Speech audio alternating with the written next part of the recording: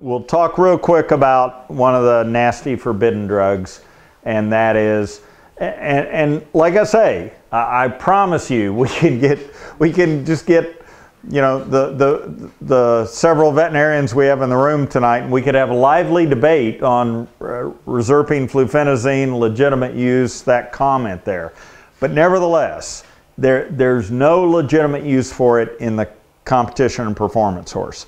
And this has been a drug that has been widely used, okay, for it to unlevel the playing field. And so this is a drug, Fluphenazine, we can get 90 days out, okay? And so if you're using a drug like that on a layup, you need to really talk to your veterinarian about when you need to be going off of it. Now, and there are long-acting versions of Reserpine too, that won't go quite that long, but they'll still tell you 90 days. And so, bottom line, if you're using these psychotropic substances for a layup and stuff like that, the rule of thumb is, and it's just good common horse sense, you're using those to control the horse when they're on like hand walk, that sort of a situation, and in the stall. As you start riding the horse, you're going to come off these drugs, and then you're going to fit the horse back up.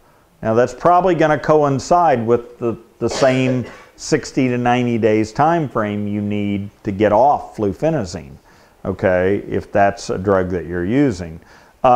So you've got to be cautious with these drugs, because it's the same thing I said at the beginning. Very hard for us to differentiate between a small dose given close in and multiple large doses given far away. So that means it looks the same, and that means you're going to get the same penalty. Okay? So these are drugs to be careful with, very careful with. Okay? And really talk to your veterinarian about the rationale and the time frame you need to be off of them. Okay? It's very important you have that conversation.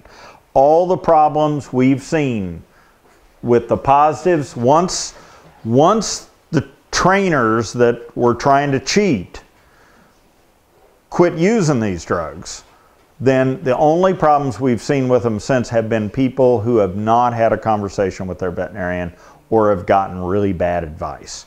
And so the way to find out if you're getting bad advice is call the hotline. The rest of it, you got to communicate with your veterinarian.